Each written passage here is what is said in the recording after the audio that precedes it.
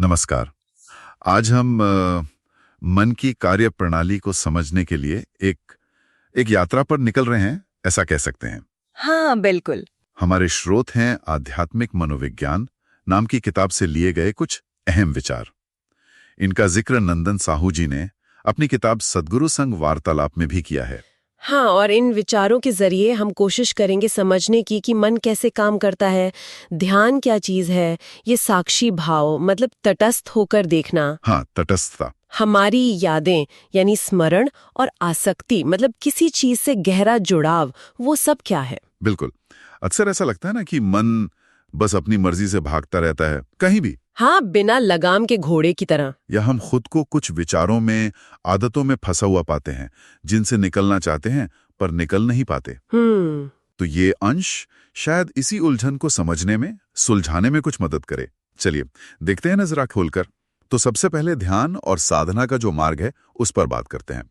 स्रोत कहते हैं कि ध्यान को मन के जरिए इंद्रियों तक ले जाना होता है। हाँ, और इसके लिए अपने शरीर को, मन को, इंद्रियों को और यहाँ तक कि उनकी कमजोरियों को मतलब दोषों को समझना बहुत जरूरी है। बिल्कुल सही। और ये जो गहरी समझ है ना, ये अक्सर एक योग्य सद्गुरु के मार्गदर्शन में ही ठीक से आ पाती है। अच्छा। गुरु के साथ रहने से, उनके सानिध्य में होता क्या है कि हमारे मन में जो पुराने पैटर्न्स हैं, जिन्हें संस्कार कहते हैं, हाँ, संस्कार। वो धीरे धीरे बदलने लगते हैं। जो अज्ञान से पैदा हुए हैं वो मिटते हैं और विवेक वाले मतलब सही गलत की समझ वाले नए संस्कार बनते हैं। और इससे एक अंदरूनी हिम्मत मिलती है, अपने आवेगों को, अपनी इच्छाओं को रोकने का एक अलग ही साहस पैदा होता है। ये बात दिलचस्प है कि गुरु का साथ कैसे अंदर से बदलाव लाता है। स्रोत ये भी कहते हैं कि इस प्रक्रिया से गुजरने के बाद जो साधक है उसका मन बाहरी दुनिया की चकाचौंध से, मतलब रंगीनियों से आसानी से प्रभावित नहीं होता। सही कहा। जबकि एक आम आदमी वो शायद किसी साधु संत के पास जाए तो कुछ देर के लिए वैराग्य महसूस कर सकता है। हाँ, वो माहौल का असर होता है। बिल्कुल, पर वो शायद टिकाऊ ना हो। क्यों? क्योंकि अंदर के संस्कार तो वही हैं। असली बदलाव तो अंदर से आता है, जब विवेक जागता है और संस्कार बदलते हैं। तो आज हमने आध्यात्मिक मनोविज्ञान पर आधारित इन विचारों के जरिए मन की पेचीदा प्रकृति, साक्षी भाव की गजब की शक्ति, हमें बांधने वाली आसक्ति के फंदे, हमारी यादों की भूमिका, कर्म और प्रारब्ध के सिद्धांत और आध्यात्मिक सफर में एक सद्गुरु की अनिवार्य जरूरत को समझने की कोशिश की।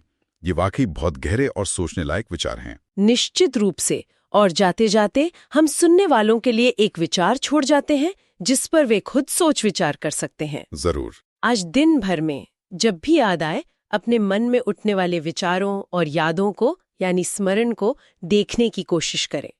क्या आप पहचान सकते हैं कि कब आप किसी खास विचार से, भावना से या इच्छा से चिपक रहे हैं, मतलब आसक्ति महसूस कर रहे हैं? क्या आप उनसे एक कदम पीछे हटकर, थोड़ी दूरी बनाकर सिर्फ एक देखने वाले, एक साक्षी की तरह रह पाते हैं?